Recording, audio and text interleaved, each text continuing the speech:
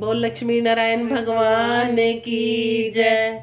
श्रीमन नारायण नारायण नारायण, लक्ष्मी नारायण नारायण नारायण, विष्णु नारायण नारायण नारायण, भजमन नारायण नारायण नारायण, श्रीमन नारायण नारायण नारायण।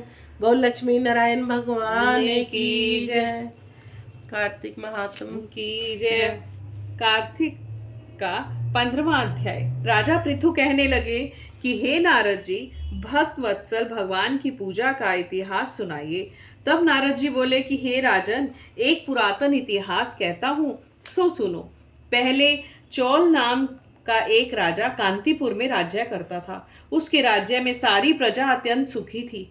एक समय वह राजा बड़े बड़े मणिमुक्ताओं से भगवान की पूजा करके वही मंदिर पर बैठ गया। उसी समय उसी नगर के विष्णु शर्मा नाम वाले ब्राह्मण ने बहुत से तुलसी दल और जल से भगवान पर चढ़ाए गए मणिमुक्ता आदि ढक गए। यह देख राजा ने कुछ क्रोधित होकर ब्राह्मण से कहा कि हे विष्णु शर्मा, तुमको पूजा का कुछ भी ज्ञान नहीं है। तुमने मणिमुक्ताओं से की गई मेरी पूजा की शोभा को तुलसी दलों से ढककर समाप्त कर दिया।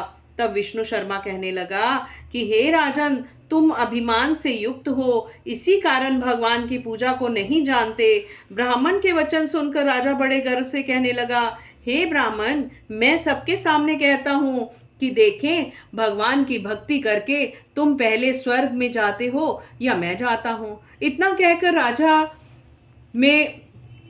राजा ने गुंगल ऋषि को आचार्य बनाकर बड़े बड़े यज्ञ आरंभ कर दिए। साथ ही ब्राह्मणों को बहुत सा द्रव्य दान देने लगा। विष्णु शर्मा भी सदा की भांति भगवान का पूजन करता रहा। उसने 5 नियम लिए। माघ और कार्तिक के व्रत, तुलसी वन रोपण, एकादशी का व्रत और ओम नमो भगवते वासुदेवाय इस मंत्र का जाप। साथ ही दिन रात भगवान का कीर्तन करने लगा। चलते फिरते उठते बैठते सदैव भगवान का स्मरण करता रहता।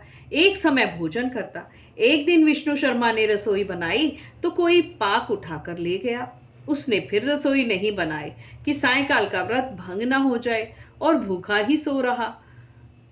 इसी प्रकार 7 दिन तक होता रहा। यद्यपि विष्णु शर्मा भूख से व्याकुल हो गया, लेकिन सत्संग के भंग हो जाने के भय से दूसरी बार रसोई नहीं बनाई। वह यही सोचता रहा कि ना जाने कौन हमारा पाक उठाकर ले जाता है। ऐसा विचार कर वह एक स्थान में छुप कर बैठ गया। थोड़ी देर में क्या देखता है कि एक अति दुर्बल चंडाल, जिसका शरीर केवल अस्थियों का पिंजर बना हुआ था, छिप कर आया और वहां से पाक उठाकर चलने लगा।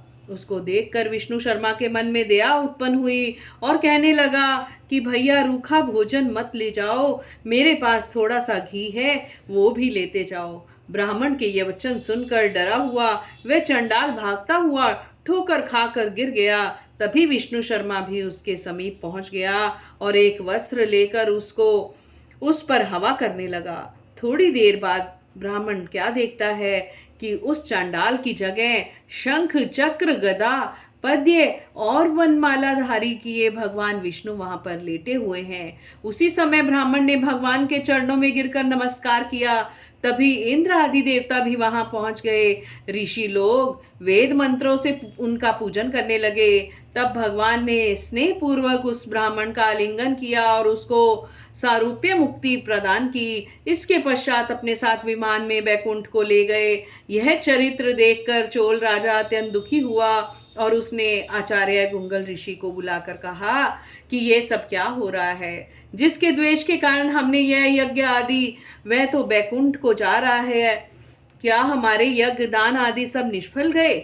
इससे यही सिद्ध होता है कि भगवान यज्ञ आदि से नहीं, केवल भक्ति से ही खुश हो जाते हैं। राजा आजीवन ब्रह्मचारी रहा था, इस कारण उसके कोई संतान नहीं थी, इसलिए अपना सा राजपाट, धन आदि अपने भांजे को सौंपकर भगवान मुझको स्थिर भक्ति दे, ऐसा कहकर अग्निकुंड में कूद गया। राजा के अग्निकुंड में गिरते ही भगवान अग्निकुंड में प्रकट हो गए और उसका आलिंगन कर उसे सारूप्य मुक्ति प्रदान की। इसके पश्चात विष्णु भगवान ने विष्णु शर्मा को पुण्यशील और चोल राजा को सुशील नामक अपना द्वारपाल बना दिया।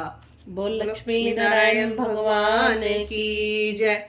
ओम नमो भगवते वासुदेवाय। ओम नमो भगवते वासुदेवाय।